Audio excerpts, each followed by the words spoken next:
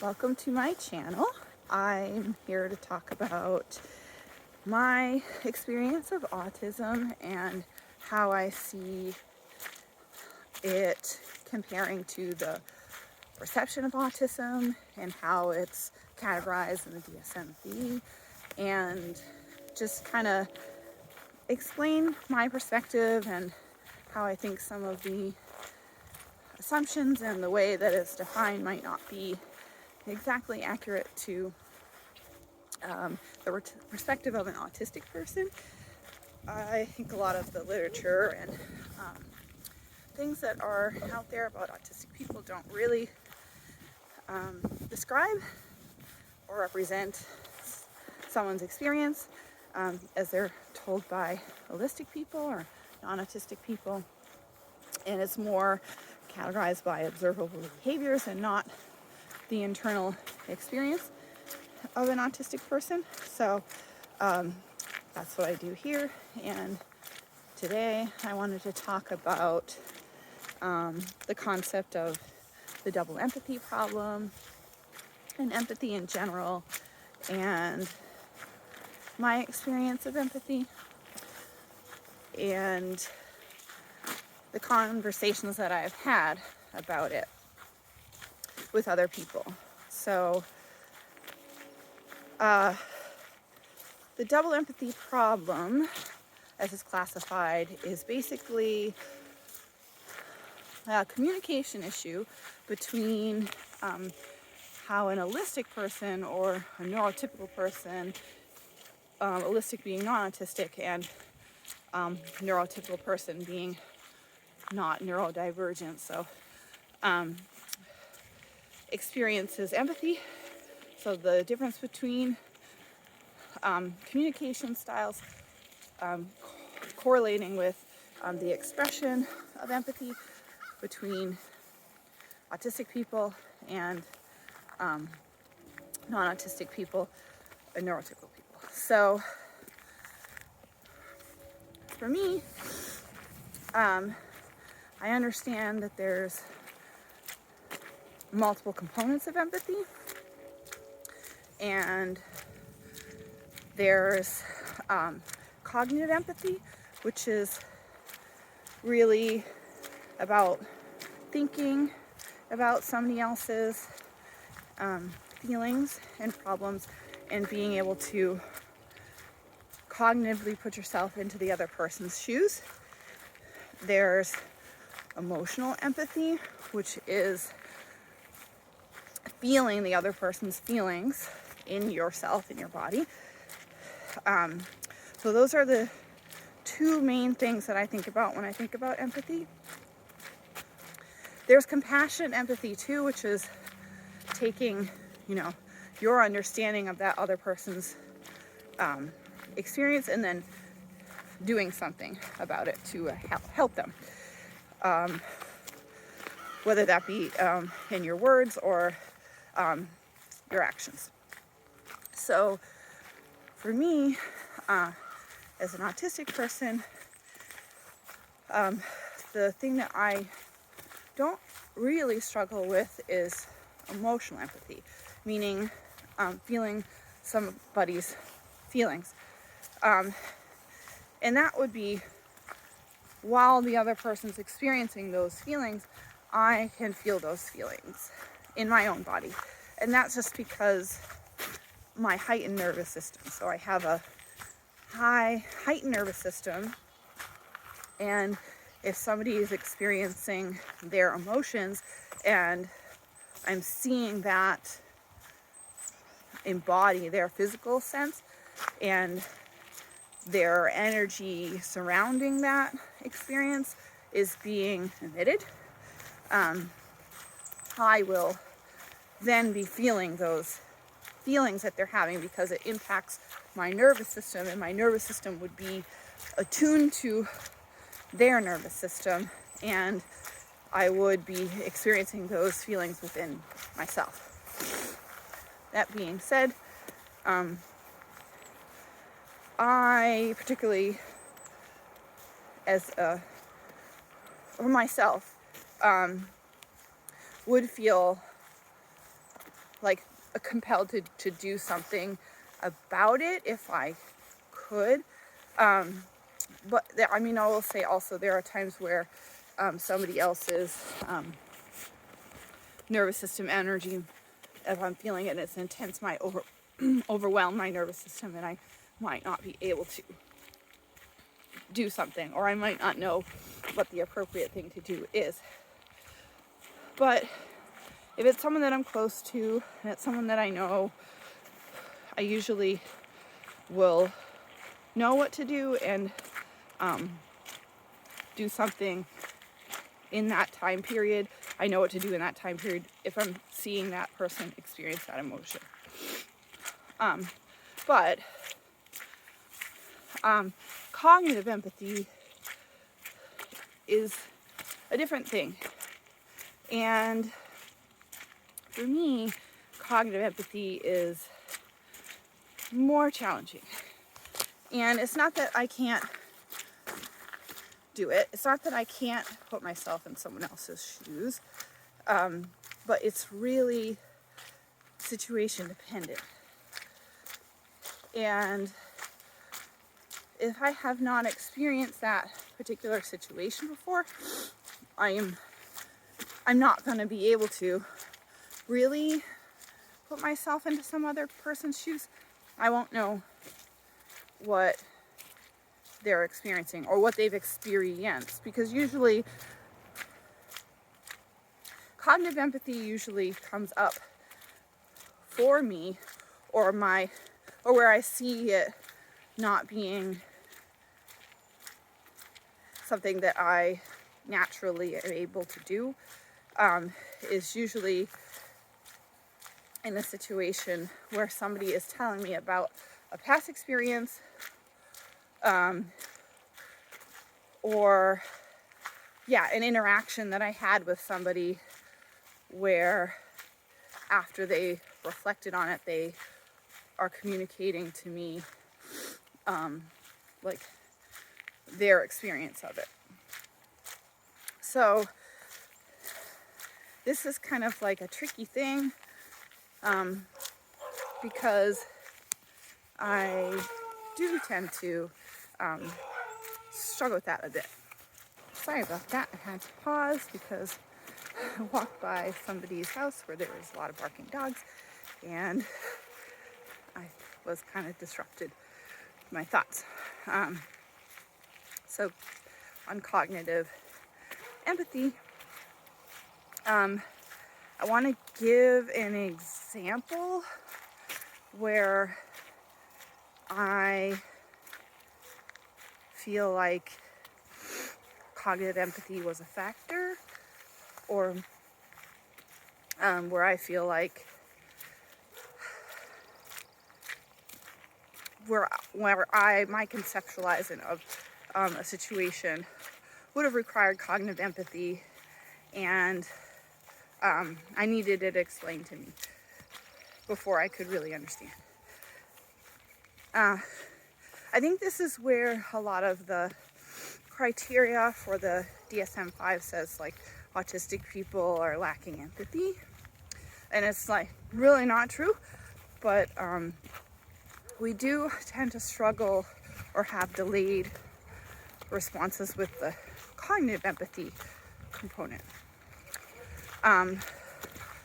So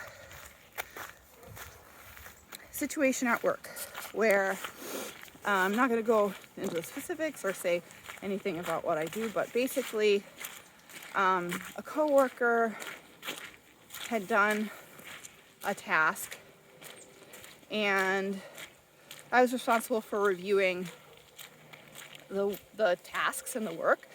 And when I saw that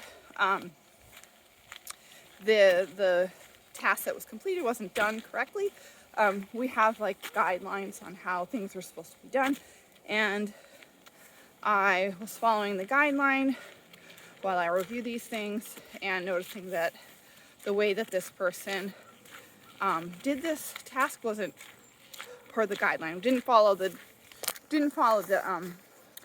instructions on how to complete something. And for me,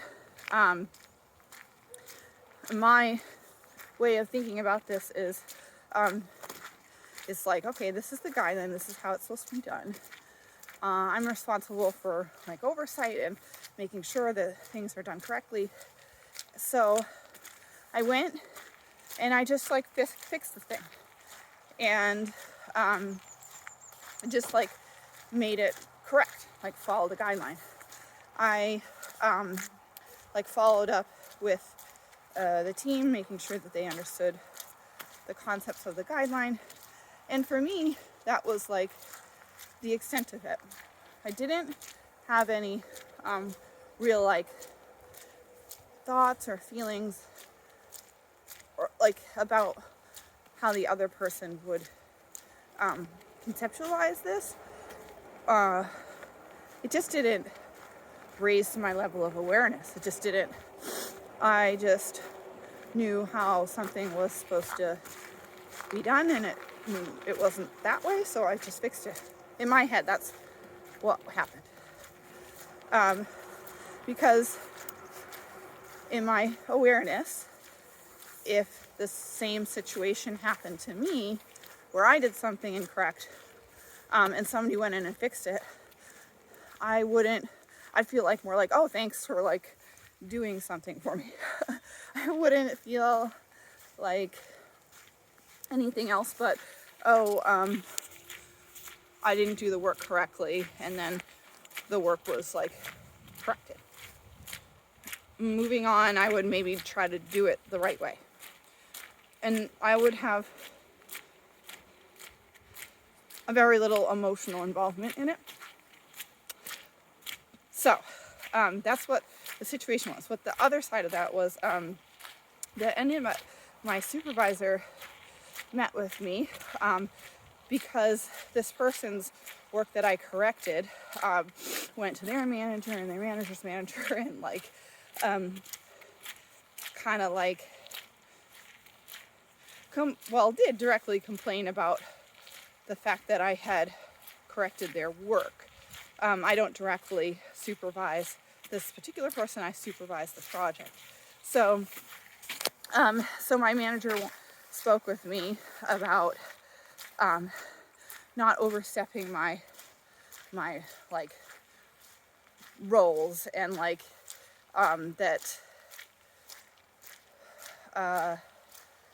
if somebody did something incorrectly, they should be the one to fix it, and that it could be a problem if I did that.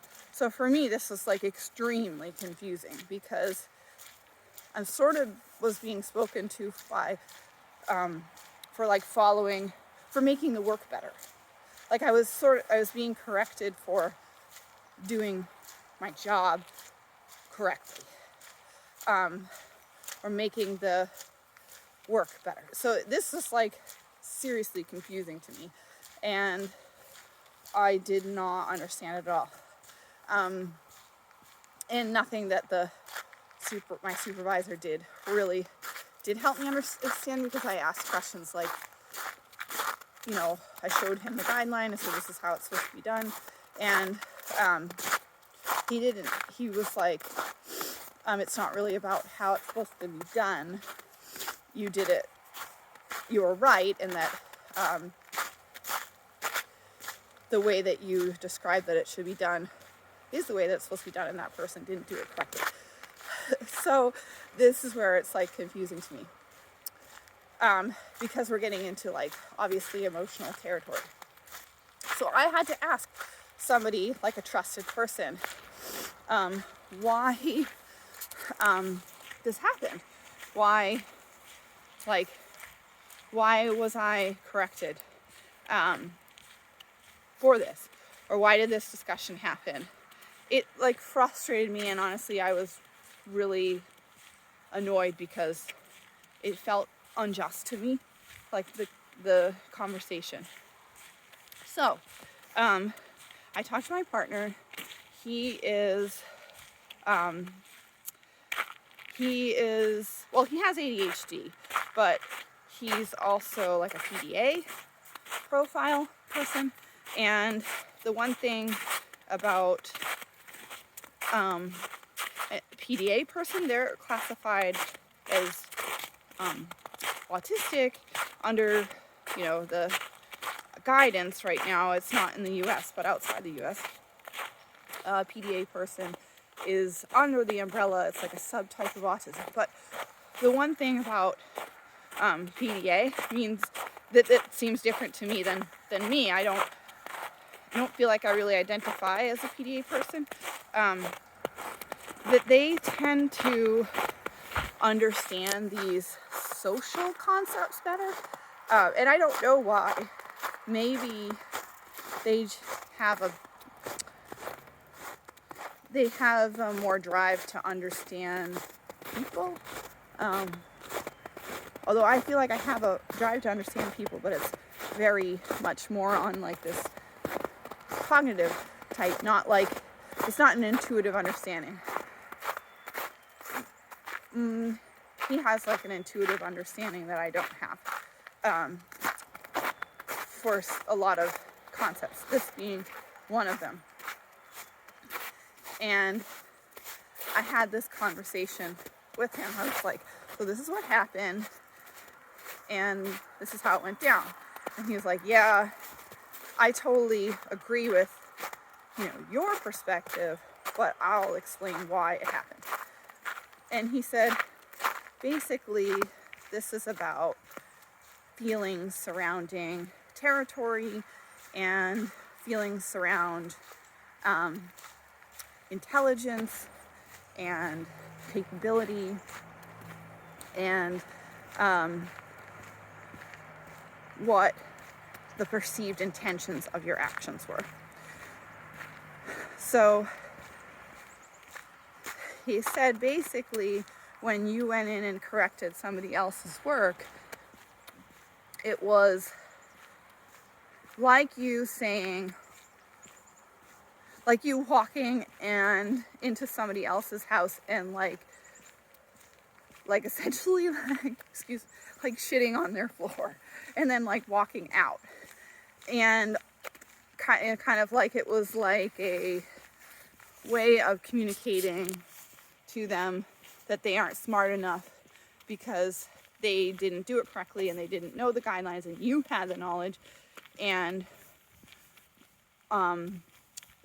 it was a way of communicating to them that you're smarter than them and you know how to do things better than them, and that you were going to like essentially like ruin their work. And I just, like, when that was described to me, I was like, oh my God, none of that went through my head. Like, none of that. I don't feel like more intelligent. I don't feel more intelligent than anybody else. Because it makes no sense to me how, because I had a document that I looked up that had stuff written on it about how something was supposed to be done, that I had more intelligence than something. That literally makes no sense to me. I like don't understand that at all. It's like I didn't come up with a thought process. It's not like out of the ether I had this huge like realization and I understood something grandiose and like felt like I was so smart that I needed to like communicate my intelligence to, you know, people. Like I don't feel like that, and I don't think I ever have, because intelligence to me is this really weird concept. Is like, I don't feel like book knowledge or something that I read and like applied is intelligence. To me, anybody could have read that and applied it. So like, how is that intelligence? So I feel very equal to everybody in like cognitive capacity, or like intelligence wise. It does not make sense to me, and it doesn't like, it's not something that would occur to me. So that was one thing he explained, and I feel like I've gone on long with the situation, but it shocked me to have somebody explain that to me. So cognitive empathy, for me, it requires to be able to translate that into empathy, actual empathy. This is something that I had a conversation with. It's like, okay, so for me, in order to translate cognitive empathy into like emotional empathy, these are the steps that I need to take. And I think that Allistic people do this easier. And maybe PDA people do this easier too. I possibly there's variation. So one, I have to understand that there is a difference between how I perceive a situation and how somebody else sees a situation. A lot of times I have like actual evidence of that based on somebody else's response or reaction. I see that if they're responding outwardly, it's different than I experience it. So that's the first thing. Then the second thing is that I need to admit that maybe I don't have the full understanding, perception of the situation. Every situation is seen through your own eyes and your own lens, and another person can perceive things very differently. So I have to admit that I don't have all the answers. Third thing, I have to be willing to communicate that I don't understand, or that I might not understand all of it. So that in and of itself can be really, I think it takes like a willingness to be wrong, or a willingness to at least not be totally right. So maybe like, kind of taking a bit of like egocentrics out of the situation. So that's like the third thing. And then I have to ask questions about it. This can be particularly vulnerable if it's in a situation where you feel like there might be a risk in asking these questions, or the other person is not capable of like self-reflection. So I think it's probably likely if I went to the person that this happened to and I asked them questions, that might not have gone very well, because obviously they were kind of pretty reactive, in that they didn't like reach out to me to have a conversation, that they kind of they skipped over me to like when this happened. So in this situation, it probably wouldn't have been productive to reach out to that person to have a conversation, to understand the situation. In this situation, I talked to somebody else that I felt like might be able to translate the situation. But in like maybe a double empathy problem happened in a situation where you were with like a partner or something where you felt unsafe, well, like first off, I wouldn't hope that you wouldn't be in that relationship, but sometimes this happens in like often in a child-parent relationship where there's like a difference. There can be in like a parent's perspective, a difference in perceived like power, and also between between like a supervisor and you, or like anytime where there's like a difference, and that person that you're talking to is definitely neurotypical, questions might be perceived as like challenges, which is a whole nother topic, but it can feel kind of not safe. or to have these conversations directly, which would be my preference, but not everybody has the capacity for that. So once a situation is communicated to me and I cognitively understand it, then I think we were on step like 5. Then I have to go back through my catalog of experiences and take the knowledge that I have that I've received about somebody's emotional experience and then attach it to a past experience that I've had where those emotions came up. So in this situation, I would had to like comb through my emotional landscape experiences and find an emotional experience in which I had an experience of someone taking over like my work, and someone in a feeling where I perceived that person subtly commenting on my abilities or my intelligence or whatever.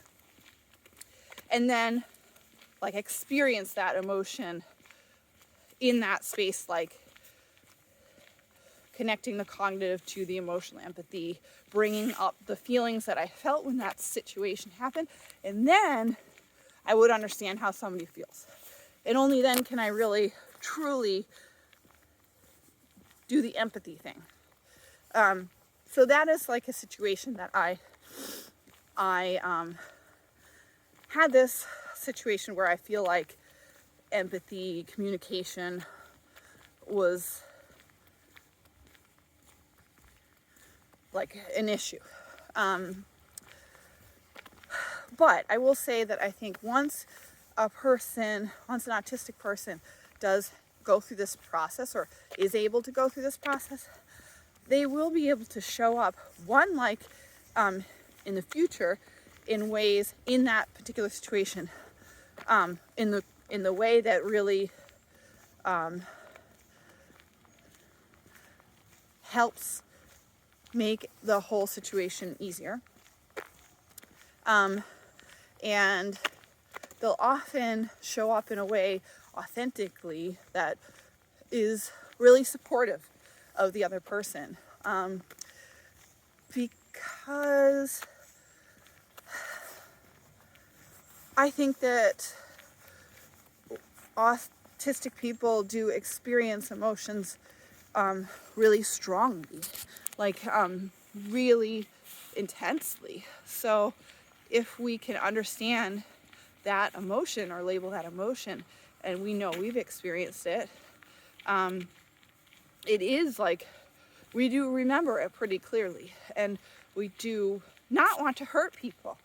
I don't know very many autistic people that I think generally we have a feeling about humanity that is unique, and we don't want people to feel bad things like we might feel bad things. So we try to not do that if we could help it. So that's my experience with that. And the one thing that I want to kind of circle back to the double empathy problem and a neurotypical experience of empathy and a autistic experience of empathy. So, like my partner was talking about, I think neurotypical people, analytic people, they kind of go by like rules of how to respond, or like just like sort of scripts or whatever. Like they understand more about, if this happens, then I should express things this way. I think they kind of don't run into the same situations that I do, because they do have understand rules of engagement that I don't think they really think about it like a lot. I think it's just some kind of way that they've, gone through life where they've observed or understand kind of rules and scripts and ways of behaving. So that being said, I believe that a lot of times, and I would really appreciate a neurotypical perspective on this, if they're not right, or if I'm not understanding this correctly, or an Allistic person's perspective on this. Any of you AuDHDers out there that don't identify as autistic, or any other person that doesn't identify as autistic, I guess. I think when a situation comes up in which they understand that they need to express an emotion or like support the other person's emotions, they kind of know what emotion to, or know the things to say, or know the emotions to express, even if they don't feel them authentically. So even if they don't feel that feeling, they know that the other person is feeling that feeling, and when another person is feeling this feeling, this is what you do.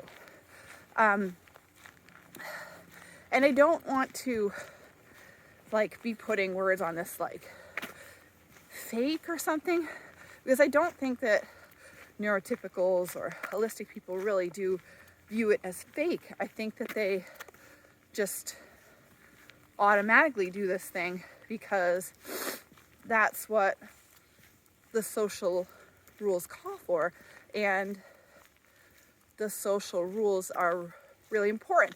It's sort of like a Me Too kind, like Me Too, and then I feel like you feel this thing, I drawn to feel that same thing you feel.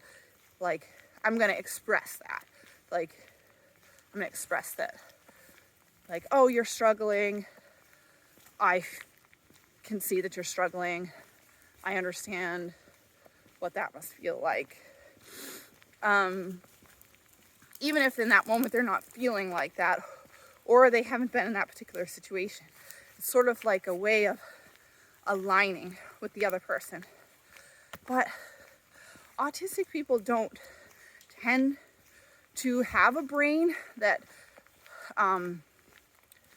is naturally driven to necessarily align with other people, unless they've experienced that particular situation and consequences of that particular situation in which they, one, can feel that way themselves or have felt that way themselves, or it's more of like a consequence type thing.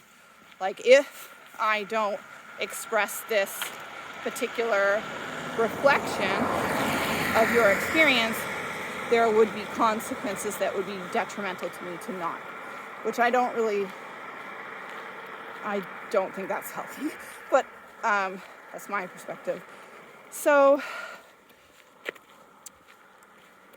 authenticity of autistic emotional expression is pretty important. And for me, if I did like the Me Too kind of thing where I was like, you feel this way as me too, and I didn't actually feel it, it resonates in myself, in my perspective, as I'm lying. Like I am showing up in a way for that other person that doesn't resonate within me, and I am not holding myself to my own universal guideline, which I have of myself, and I think a lot of autistic people share this. It's like the universal guideline of being truthful, and there's reasons for it. I just feel driven to be truthful and to express myself truthfully in my emotional expression, in my verbal expression of my experience. It's gonna be always driven to be authentic to the way that I would perceive things. Otherwise, I do feel like I've sort of failed internally it feels very icky, like I failed my universal guideline direction for myself. I think this is where this like concept of black and white thinking comes in to play for how autistic people are categorized, and like moral rigidity or something. But it's not that way. I don't think negatively necessarily of someone else that goes by different guidelines, like don't have my universal principles. It's really not about how another person shows up necessarily. It's more like I can't show up in a way that's not authentic to my universal principles. And also, I am not great at masking anymore, and I wasn't really great to begin with, which I thought I was, but I'm not. So if I was showing up in a way that like a script would determine how someone should show up in that situation, my face and my expression would reveal that I am not showing up that way. In neurotypicals would pick up on that pretty easily. And there's nothing worse than, I think, than someone saying like supportive of you, but that you can tell it's like completely fake. And for an autistic person that is not able to mask as much their emotional experience, it's very easy to pick up. And I think that further would layer onto the problem. So I know that I'm not great at it, so I don't really try to show up inauthentically, because it would just be very bad for everybody involved.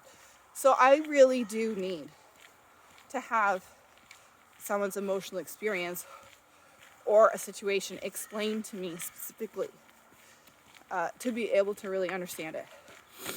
So this is kind of where like autistic people do have problems with relationships a lot, but I think it's often because of this. But when you do find a person that is patient enough to, or I guess it's like not patient enough, because I don't necessarily feel like my partner has like a superhuman level of patience or anything. I think it's the same amount of patience as most people. But I think openness of mind is a big factor. So he's a PDA person. He doesn't really identify as an autistic person, but he definitely is neurodivergent, which kind of does usually mean that someone's a bit more open-minded, because they do have a little bit different experience of the world. So it does require that your partner or the person that you're having a friendship with or whatever be open-minded to being aware that your perspective might be different than theirs. So I think it really matters. I've been in relationships with, and friendships sometimes with neurotypical people that never really worked out. And I might not understand why. Maybe never will understand why. Because they made like assumptions about my responses that weren't encompassing the fact that I would have a different experience. So I think that's super important. Yeah, so I don't know how much more I have to say about it. I think that's like my recent experience, and I understand more about myself when I have these experiences. I guess the other thing that I would say, I guess about myself as an autistic person, I maybe have more a landscape. I have a landscape of emotional experiences because I'm 43 and I've had some lifetime experiences that I can draw from when I have to translate my cognitive empathy into emotional empathy. So I've experienced like a lot of situations and feelings connected to those situations. So I have the ability to do that a little bit, you know, when some things come up. If you're a younger autistic person, you might not have that yet, or not as much to draw from yet. So as life goes forward and you gather new experiences, that that library, that what you can draw from really does increase. So you can sometimes do that jump from, you know, the cognitive to the expression of it without as much work. And I guess the other thing is, like, I still struggle as an autistic person going out and doing things because of my sensory profile. And also, like, the social aspect is draining because I have to do a lot of cognitive work sometimes to kind of know how to navigate things. But although I might have like a feeling of like staying away from that stuff, or because it's easier for me, it does mean if I do that, it sort of limits my library of experiences. So I try to be like intentional with making sure that I do try things or go do things that kind of allow me to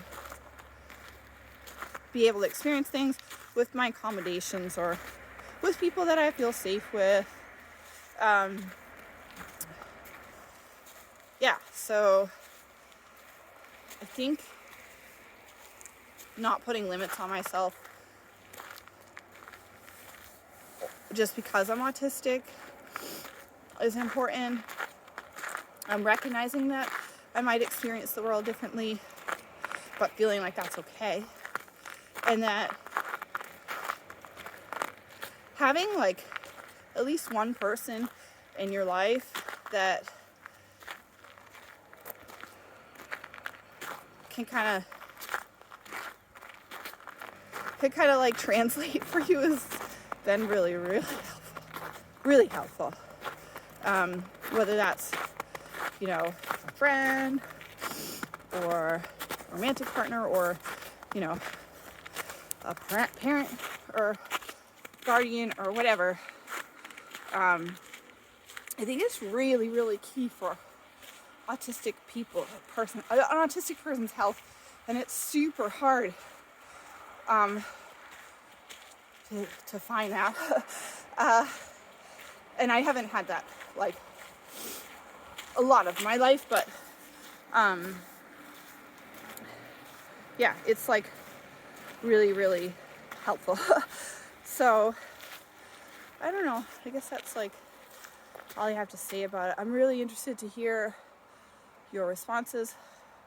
I would love for some neurotypicals to engage with my channel if they feel like they could explain their perspective. Because again, like, I'm an autistic person and I'm a person, just an individual. I can only go by like my own experiences, and the more information that I have, the more I can have a framework to like understand, and not necessarily that I would like always change how I responded, but like at least have more data, because that's like the thing that I rely on usually is like data, pieces of information to do anything in the world. So thanks for watching. I hope this was helpful, and I really enjoy your comments and your feedback, and if you have anything that you'd like me to talk about, you could try that. All right, have a great day.